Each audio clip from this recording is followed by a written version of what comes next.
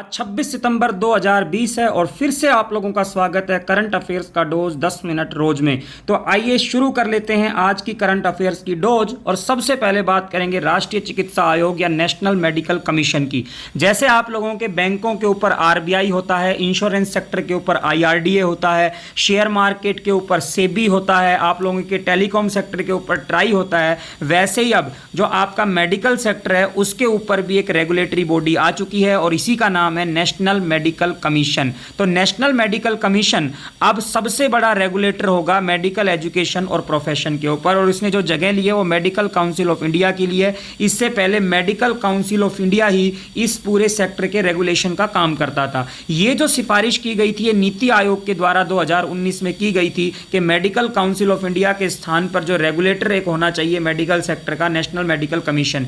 नीति आयोग भी पहले योजना आयोग के नाम से जाना जाता था, लेकिन 2015 में योजना आयोग को बदलकर हमने नीति आयोग बना दिया था। आपको कमेंट बॉक्स में टाइप करके मुझे यह बताना है कि नीति आयोग की फुल फॉर्म क्या है। ये जो नेशनल मेडिकल कमीशन बना है इसके अंदर कुल 33 सदस्य हैं, जिसमें से 10 सदस्य जो हैं आप लोगों के फुल टाइम होंगे और 22 सदस्य जो होंगे वो होंगे पार्ट टाइम। इसके बाद बात करते हैं, भारत ने हाल ही में पृथ्वी 2 मिसाइल का सफल परीक्षण कर लिया है, जो कि एक स्वदेशी मिसाइल है। तो हमारे जितने भी डीआरडीओ के वैज्ञानिक हैं उनको बहुत बहुत बधाइयाँ कि एक और सफल परीक्षण हो चुका है पृथ्वी 2 मिसाइल का। पृथ्वी 2 मिसाइल भारतीय स्वदेशी निर्मित एक मिसाइल है और इसका जो परीक्षण हुआ है वो Chandipur integrated test range Orissa के अंदर हुआ है। उड़ीसा के अंदर एक द्वीप है, आप लोगों को पता होगा, एपीजे अब्दुल कलाम द्वीप। इसी द्वीप को पहले हम व्हीलर द्वीप के नाम से भी जानते थे, लेकिन 2015 में एपीजे अब्दुल कलाम की मृत्यु के बाद इस द्वीप का नाम एपीजे अब्दुल कलाम द्वीप रख दिया गया और यहीं पर है इंटीग्रेटेड टेस्ट रेंज चांदीपुर। और यहीं से जितनी भी हमारी मिसाइलें हैं उनका हम परीक्षण करते हैं। पृथ्वी 2 मिसाइल के कुछ आपको फीचर्स बता देता हूं। 350 किलोमीटर तक की इसकी रेंज है, 500 से 1000 किलो तक के हथियार और परमाणु हथियार भी ये ले जा सकती है। और पिछली जो पृथ्वी 2 मिसाइल था उसका परीक्षण 20 नवंबर 2019 को हुआ। देखिए ये जो मिसाइलें हर वर्ष अपग्रेड होती रहती हैं, लगातार हमारे वैज्ञानिक इनके जो है ऊपर अनुसंधान करते रहते हैं और इसीलिए जब भी कोई अपग्रेडेशन होता है तो इसका परीक्षण हम लोग करते हैं। तो हर साल इनके परीक्षण लगभग होते रहते हैं। इसे 2003 में भारतीय सेना में शामिल किया गया था और डीआरडीओ यानी कि defence research and development organisation, रक्षा अनुसंधान और विकास संगठन के द्वारा यह मिसाइल जो है वो डेवलप की गई है। आपको थोड़ा सा मैं हमारे भारत के मिसाइल कार्यक्रम के बारे में बता देता हूं। भारत का जो मिसाइल कार्यक्रम है उसे हम integrated guided missile development programme के नाम से जानते हैं, जो कि 1983 में शुरू हुआ था और 2008 में इसका अंतिम चरण खत्म हुआ था। हमारे पूर्व राष्ट्रपति श्री अब्दुल कलाम जी के नेतृत्व में यह कार्यक्रम शुरू किया गया था। अब इस कार्यक्रम के अंतर्गत प्रमुख रूप से 4 मिसाइलें बनाई गई। पहली पृथ्वी, कम दूरी की सतह से सतह यानी कि सरफेस टू सरफेस मार करने वाली मिसाइल है पृथ्वी। दूसरी है त्रिशूल, ये भी कम दूरी की मिसाइल है लेकिन ये सतह से हवा में यानी कि सरफेस टू एयर मार कर सकती है। तीसरी हमारी आकाश मध्यम दूरी की जो मिसाइल है और यह भी सतह से हवा के अंदर मार कर सकती है। और चौथी है हमारी नाग, जो कि एक एंटी टैंक मिसाइल है।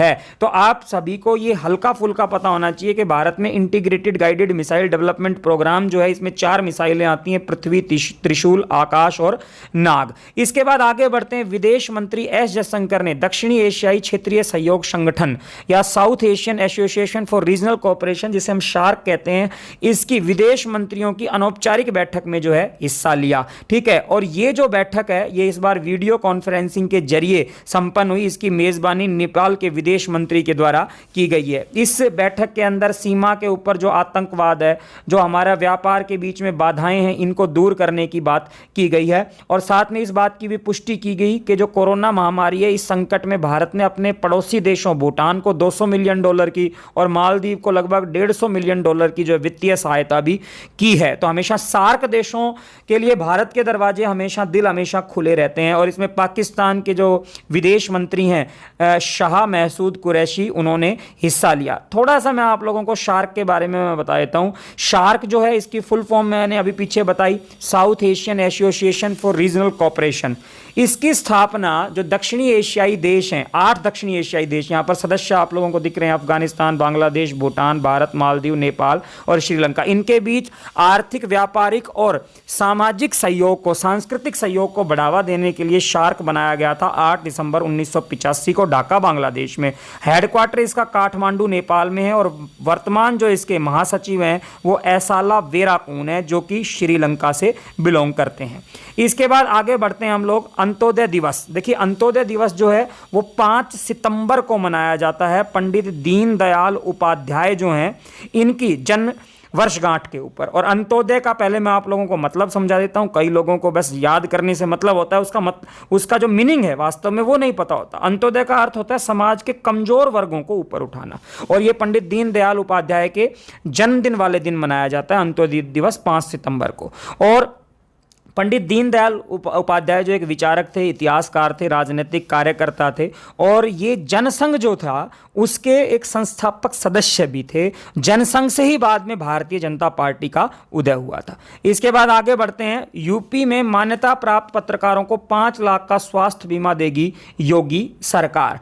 तो जो यूपी के हमारे योगी आदित्यनाथ जी हैं, उन्होंने एक नई योजना के अंतर्गत यूपी के अंदर, उत्तर प्रदेश के अंदर जो भी मान्यता प्राप्त पत्रकार हैं उनको 5 लाख का स्वास्थ्य बीमा देने की घोषणा की है। इसके अलावा अगर किसी पत्रकार की कोविड-19 के दौरान मृत्यु हो जाती है तो उसके परिवार वालों को 10 लाख रुपए की आर्थिक सहायता भी जो है योगी सरकार देगी। और इस योजना की घोषणा योगी आदित्यनाथ के द्वारा 25 सितंबर 2020 को की गई। अगले करंट अफेयर की ओर बढ़ते हैं। रसायन एवं उर्वरक मंत्रालय ने हाल ही में देश में 10 प्लास्टिक पार्क की स्थापना की मंजूरी दी है। देखिए, प्लास्टिक आज के दिन में पर्यावरण के लिए बड़ा खतरा बनता जा रहा है, तो इसकी रिसाइकलिंग करनी जरूरी है। और इसीलिए प्लास्टिक की रिसाइकलिंग करके पर्यावरण को बचाने के लिए, कि भाई प्लास्टिक का एक तो यूज भी हो जाएगा और पर्यावरण संरक्षण भी हो जाएगा, इसीलिए 2019 में ये जो प्लास्टिक पार्क योजना शुरू की गई थी। इसके अंतर्गत जो प्लास्टिक की बोतलें वगैरह हैं, पॉलीथीन वगैरह या और भी जो प्लास्टिक का सामान है, उसको रिसाइकल करके जो है बनाया जाता है पॉलीमर। देखिए, अगर आपसे पूछ लिया जाए कि कौन सा प्लास्टिक बनाया जाता है यहाँ पर, तो पॉलीमर बनाया जाता है। और भारत में वैसे प्लास्टिक के रिसाइकलिंग जो है वो बहुत कम होता है, केवल 60% प्लास्टिक की रिसाइकल होता है। 40% जो प्लास्टिक है वो ऐसे ही जो है भूमि प्रदूषण के लिए जिम्मेवार होता है, गल सड़ता जल्दी से प्लास्टिक है नहीं। तो इसकी भी ज़रूरत है कि 40% जो बचा हुआ हमारा प्लास्टिक है उसकी भी हम रिसाइकल करें।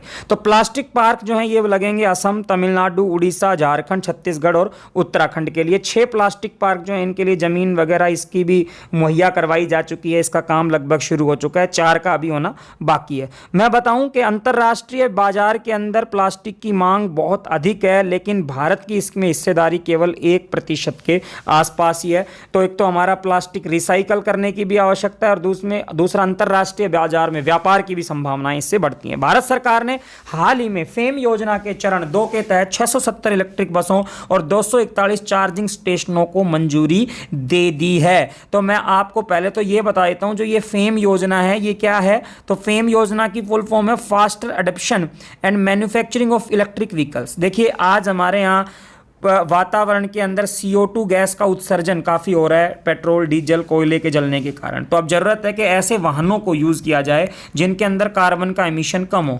तो लगातार कोशिश की जा रही है कि चार्जिंग व्हीकल्स आएँ या फिर जो है सोलर एनर्जी से चलने वाले व्हीकल आएँ। तो इसको सरकार बढ़ावा दे रही है, और इसी क्रम में सरकार ने जो आपका सार्वजनिक परिवहन है, पब्लिक ट्रांसपोर्ट है, इसके लिए 670 बसों की मंजूरी दी है और 241 चार्जिंग स्टेशन, जैसे आपके पेट्रोल पंप होते हैं, पेट्रोल पंप पर आप पेट्रोल डलवाते हैं, ऐसे जो चार्जिंग स्टेशन है वहां पर आप अपनी गाड़ी को चार्ज करवा सकते हैं, जो भी आपके पास इलेक्ट्रिक गाड़ी है। और खास तौर पर सरकार पब्लिक ट्रांसपोर्ट के लिए इसको बढ़ावा दे रही है, ताकि जो पेट्रोल डीजल की बसें हैं उनके ऊपर निर्भरता कम हो।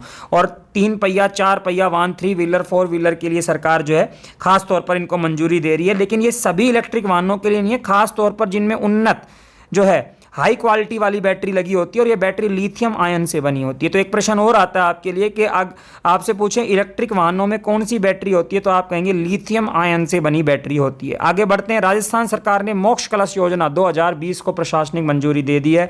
तो मोक्ष कलश योजना को मंजूरी दी गहलोत सरकार ने। मोक्ष कलश योजना है क्या बेटा? मरने के बाद अपनी अस्थियां प्रवाहित करने हरिद्वार जाते हैं, ठीक है। तो इस दौरान जो है काफ़ी खर्चा पानी होता है। तो राजस्थान सरकार कह रही है अब खर्चे करने की जरूरत नहीं है, आप अपने जो है बुजुर्गों की जो अस्थियां अगर प्रवाहित करने जाते हैं तो पूरा का पूरा जो खर्चा है वो राजस्थान सरकार का देवस्थान विभाग देगा। एक देवस्थान विभाग राजस्थान सरकार ने बनाया हुआ है। और राजस्थान राज्य पथ परिवहन निगम यानी कि राजस्थान ट्रांसपोर्ट कॉरपोरेशन की जो बसें हैं उनमें मुफ्त यात्रा भी की जा सकेगी मोक्ष कलश योजना के अंतर्गत। इसके बाद आगे बढ़ते हैं। केंद्र ने राज्यों को कोरोना महामारी से लड़ने के लिए राज्य आपदा प्रतिक्रिया कोष यानी कि the state disaster response fund SDRF की 50% तक रकम इस्तेमाल करने की मंजूरी दे दी है। तो देखिए दो फंड होते हैं, एक होता है NDRF national disaster response fund, ये केंद्र सरकार के पास होता है। और जो SDF होता है ये राज्य सरकार, SDRF जो होता है वो राज्य सरकारों के पास होता है, ठीक है। लेकिन इस SDRF का भी कंट्रोल सेंट्रल गवर्नमेंट के पास होता है। सेंट्रल गवर्नमेंट की दिशा और निर्देश गाइडलाइन के अनुसार ही जो है स्टेट गवर्नमेंट इसमें से पैसा खर्च कर सकती है। अब कोरोना महामारी के संकट के अंतर्गत ये जो है इस SDRF की राशि को बढ़ाकर 50% कर दिया गया कि अगर इसमें 100 रुपये है तो आप 50 रुपया खर्च कर सकते हैं। पहले ये 35% था, अब इसको बढ़ाकर 50% कर दिया गया है। अब ये जो है ऑब्वियस सी बात है, ये पैसा राज्य सरकारें क्वारंटाइन सुविधा के ऊपर, प्रयोगशालाओं के ऊपर, वेंटिलेटर के ऊपर, ऑक्सीजन के संयंत्र बनाने में इनमें खर्च करेगी। और नरेंद्र मोदी ने कैबिनेट की बैठक में इसको जो है 25 सितंबर को मंजूरी दी है। इसके बाद आगे बढ़ते हैं, लास्ट में चलते हैं। विश्व फार्मासिस्ट दिवस, जो आपके दवाई विक्रेता होते हैं उनको फार्मासिस्ट कहा जाता है और ये जो है प्रतिवर्ष मनाया जाता है 25 सितंबर को। तो वर्ल्ड फार्मासिस्ट डे 25 सितंबर को मनाया गया और 2009 से वर्ल्ड फार्मासिस्ट डे जो है मनाया जा रहा है। और इसका जो उद्देश्य होता है स्वास्थ्य में सुधार के लिए, फार्मेसी पेशे की कीमत को दर्शाने के लिए कि क्या इंपॉर्टेंस है फार्मेसी पेशे की, इसलिए ये दिवस मनाया जाता है। और इस बार का जो वर्ल्ड फार्मासिस्ट डे था उसका जो थीम है वो ट्रांसफॉर्मिंग ग्लोबल हेल्थ है। तो ये आप लोगों को पता होना चाहिए। तो ये था आज का करंट। देखिए आजकल का जो सिनेरियो हो चुका है, बच्चों के ऊपर जॉब का बहुत ज़्यादा प्रेशर रहता है, तैयारी का प्रेशर रहता है और काफ़ी सारे एग्जाम्स की बच्चे एक साथ तैयारी करते हैं। तो आपको डिफरेंट सब्जेक्ट्स पढ़ने पड़ते हैं और अगर आप डेली एक डेढ़ 2 घंटा केवल करंट अफेयर्स के अंदर ही जाएंगे तो बाकी सब्जेक्ट्स की तैयारी कैसे करेंगे। तो इसीलिए मैं आप लोगों के लिए एक नया कंसेप्ट लेके आया हूँ कि लगभग 10 मिनट के अंदर, थोड़ा बहुत ऊपर नीचे हो सकता है, 10 मिनट के अंदर मैं आप लोगों को पूरे दिन का करंट अफेयर का जीस्ट दे दूं और वो भी थोड़ा विस्तार से। केवल मैं आप लोगों को ऑब्जेक्टिव क्वेश्चन ना दूं जो कि ज्यादातर करते हैं और उसमें भी टाइम लग जाता है। मैं 10 मिनट में आपको विद ऑल इंफॉर्मेशन आप लोगों को देने की कोशिश करूंगा। तो अच्छा लगता है तो यार प्लीज शेयर कर दो, क्योंकि नॉलेज बांटने से ही बढ़ती है। तो आज के लिए इतना ही, कल फिर मिलता हूं 27 सितंबर को। धन्यवाद।